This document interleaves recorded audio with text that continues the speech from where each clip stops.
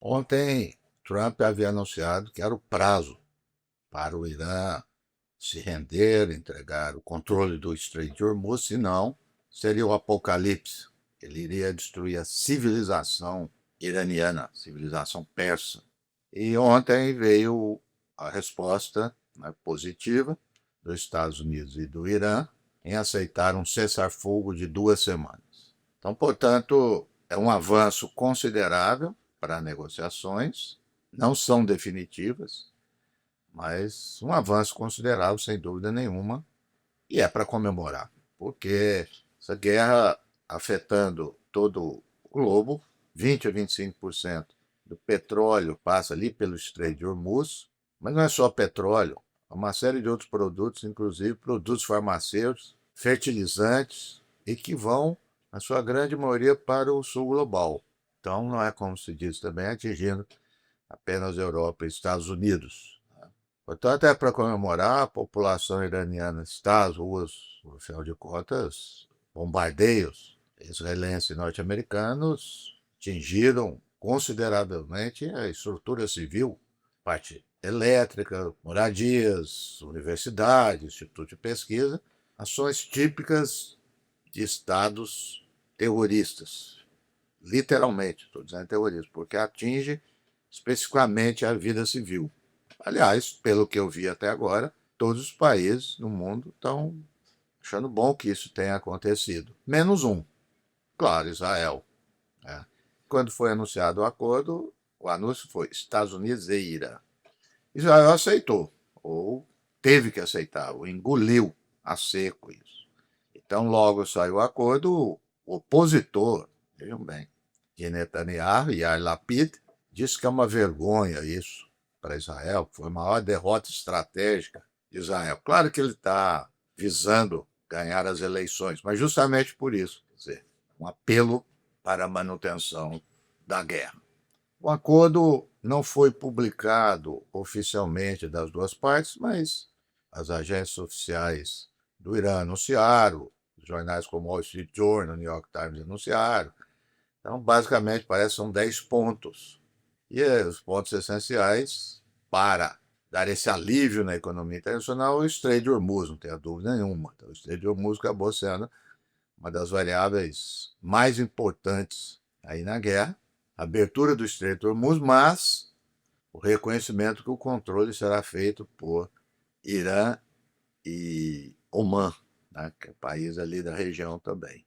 Então, pelo que tem sido visto, semanas atrás, havia os 10 pontos do Irã e os 15 pontos dos Estados Unidos. Parece que foi muito mais os 10 pontos do Irã.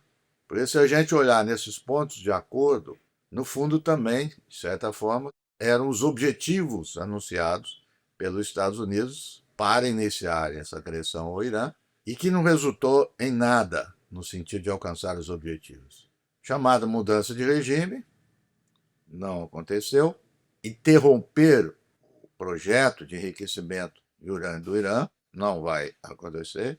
Atingir o programa de mísseis balísticos do Irã, de produção de mísseis balísticos, também não aconteceu. E durante a guerra, tomar o Estreito de Hormuz, que também não aconteceu.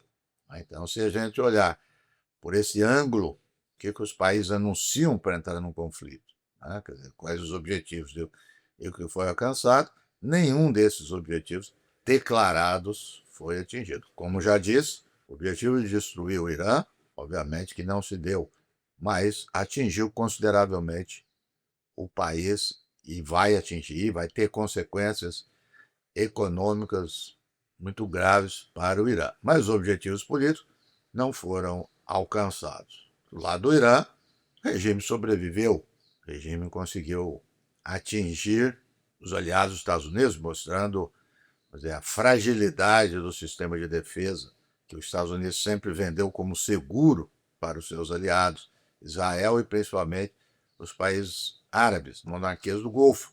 O Irã teve poder de fogo muito grande, não mostrou eficiência na defesa, tanto é que os Estados Unidos e Israel conseguiam fazer bombardeios aéreos com uma certa facilidade que eu disse, alguns, 2 ou 3 casos foram derrubados. Quer dizer, tem esse balanço aí, vamos dizer, estritamente militar, mas a questão política ela acaba prevalecendo na guerra.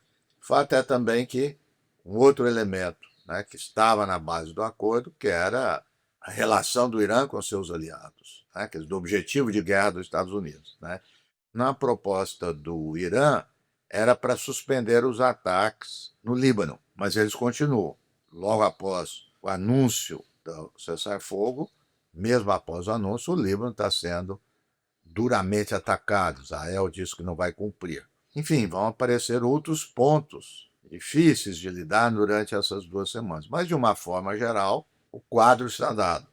E esse quadro geral ainda vai ter muitas consequências, porque essa guerra é de um nível de complexidade muito grande. Não foram só as questões locais e regionais, mas tem um impacto internacional muito forte, eu diria muito mais do que a guerra da Ucrânia atingiu por inteiro. Os países vão se reposicionar, fico muito curioso, até agora eu não vi nenhuma resposta adequada para isso. Qual será o posicionamento das monarquias do Golfo, Arábia Saudita, Catar, Emirados Árabes? Afinal de contas, eles têm um poder econômico muito grande.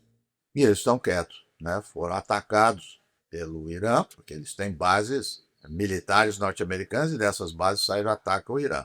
Qual será o posicionamento deles em relação a isso? De toda forma, o que me parece que a China, como sempre nos últimos anos, acaba despontando na perspectiva política, econômica, etc., o vencedor, olhando de longe. O próprio Trump ontem disse que a China teve um papel importante em fazer com que o Irã aceitasse esse acordo e, portanto, ela tem se credenciado com isso. E mostrou, ao mesmo tempo, a fragilidade dos Estados Unidos. O que eu estou querendo dizer? Que os Estados Unidos anuncia algo que não cumpre, que não atinge, não protege seus aliados, ou seja, a ideia de liderança norte-americana comprometida. Claro, os Estados Unidos têm poder de fogo e poderia atingir duramente o Irã, mas acabou não respondendo a esse papel de liderança, de hegemonia, ou se quiser, de supremacia. Mostrou seus limites, tanto internacionais como internos. Críticas internas aumentaram consideravelmente, e dentro do próprio Partido Republicano e do MAGA. Agora, acho que essas peças vão entrar aí também em dinâmica, isso não é uma coisa estática, foi feito aí esse cessar-fogo, as partes estão ainda em conversação, e também o dia após, né, o que vai ser isso, dessas negociações, dessas movimentações na arena internacional. O Irã sobrevive com uma certa liderança, atingido fortemente na sua parte civil, econômica, claro, militar também, porque houve destruição. Né? Como que ele vai se colocar ali com seus vizinhos árabes? Mesmo antes dessa guerra, o Irã já vinha adotando uma política chamada olhar para a Ásia, mais para a Ásia do que para o Oriente Médio. Ele já vinha adotando isso. Será que ele vai continuar com isso? O aparecimento do Paquistão como uma força incrível, força no sentido diplomático, com credibilidade com o Irã, credibilidade com a China que ele tem, com os Estados Unidos. Então, a Ásia pode entrar, está entrando aí nesse jogo ali do Oriente Médio. Enfim, são muitas variáveis e creio que teremos muito mais temas, assuntos para comentar em outras oportunidades.